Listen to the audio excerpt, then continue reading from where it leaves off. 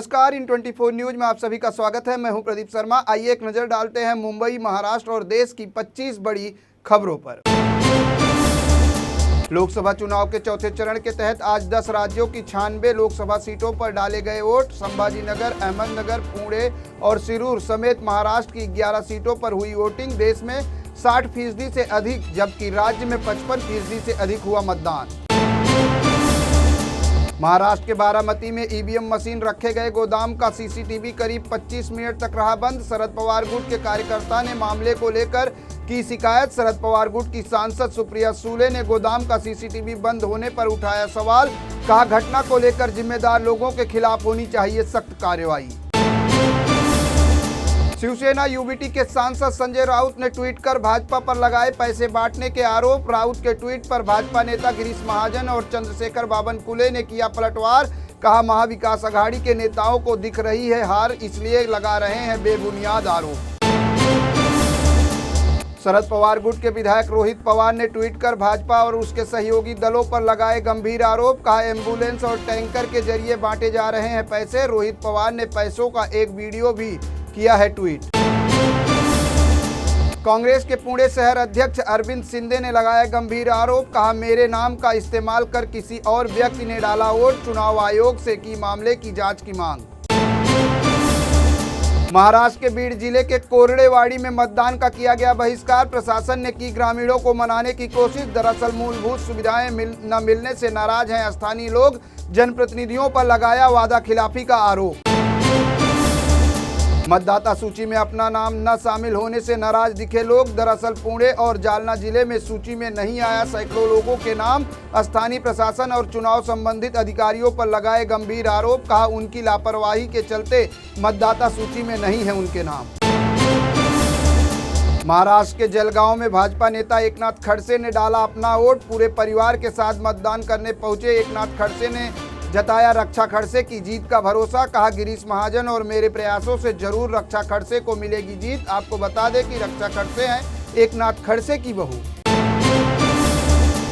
महाराष्ट्र के पुणे शहर में अभिनेत्री सोनाली कुलकर्णी ने किया मतदान। अपनी उंगलियों पर लगी स्याही को दिखाकर लोगों से वोट डालने की अपील। हालांकि मौजूदा परिस्थितियों पर अभिनेत्री ने उठाए सवाल। कहा, सियासी परिस्थितियों के चलते लोगों का कम हो गया है विश्वास, जिसके चलते वोटिंग में आ रही है गिरावट। सुप्रीम कोर्ट ने दिल्ली शराब नीति मामले में मनी लॉन्ड्रिंग मामले के आरोप में घिरे दिल्ली के मुख्यमंत्री अरविंद केजरीवाल को मुख्यमंत्री पद से हटाने की मांग वाली याचिका की खारिज। न्यायमूर्ति संजीव खन्ना और न्यायमूर्ति दीपांकर दत्ता की पीठ ने कहा, यह दिल्ली के उपराज्यपाल पर है निर्भर कि वो चाहे तो कार्रवाई करें, लेकिन हम इस मामले में नहीं करेंगे कोई हस्तक्षेप। मध्य प्रदेश के ग्वालियर में एक हैरान कर देने वाला मामला आया सामने, जहां एक रिटायर्ड जवान ने बिजली का तार लगाने को लेकर हुए विवाद के बाद एक महिला समेत 3 लोगों को मारी गोली। गोली लगने से एक महिला समेत 2 पुरुष गंभीर रूप से हुए घायल। पूरे इलाके में फैली दहशत। घायलों को नजदीकी अस्पताल में कराया गया है भर्ती। झारखंड के पूर्व मुख्यमंत्री हेमंत सोरेन को रांची की एक स्पेशल कोर्ट से लगा बड़ा झटका। अदालत ने उनकी जमानत याचिका को किया खारिज। हालांकि सुप्रीम कोर्ट से सोरेन के लिए आई राहत की एक खबर। सोरेन की गिरफ्तारी को चुनौती देने वाली याचिका पर सुप्रीम कोर्ट 17 मई को करेगी सुनवाई। लोकसभा चुनाव के बीच केंद्रीय गृह मंत्री अमित शाह का बयान। कहा, 2 बार पहले भी पूर्ण बहुमत के साथ सत्ता में आ चुकी है मोदी सरकार, लेकिन हमने कभी भी संविधान बदलने के लिए नहीं किया है काम। हमने राम मंदिर बनाने, धारा 370 हटाने और गरीबों के लिए काम करने के लिए पूर्ण बहुमत का किया है इस्तेमाल। दिल्ली, एनसीआर और जयपुर के बाद अब उत्तर प्रदेश की राजधानी लखनऊ के कई स्कूलों को बम से उड़ाने की धमकी भरा आया ईमेल। स्कूलों को बम से उड़ाने की धमकी के बाद मचा हड़कंप। राजधानी लखनऊ के गोमती नगर स्थित बिब्योरा स्कूल, एलपीएस की पीजीआई ब्रांच, सेंट मेरी स्कूल के अलावा कई स्कूल को आया बम से उड़ाने का धमकी भरा मेल। प्रधानमंत्री नरेंद्र मोदी ने कड़ी सुरक्षा के बीच पटना स्थित तख्त श्री हरमिंदर सिंह पटना साहिब में टेका माथा। प्रधानमंत्री के पटना साहिब यात्रा के मद्देनजर सुरक्षा के व्यापक इंतजाम। इस दौरान प्रधानमंत्री ने अरदासियों को परोसा लंगर।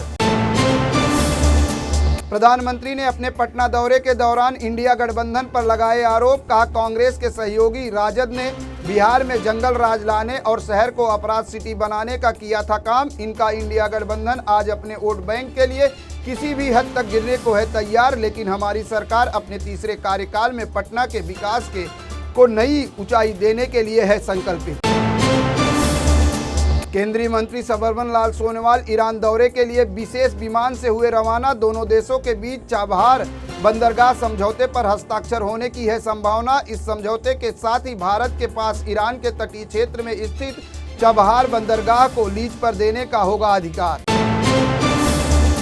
देश की राजधानी दिल्ली से एक हैरान कर देने वाली खबर आई सामने। आम आदमी पार्टी की राज्यसभा सांसद स्वाति मालीवाल ने सीएम अरविंद केजरीवाल के स्टाफ के खिलाफ लगाए गंभीर आरोप से फैली सनसनी।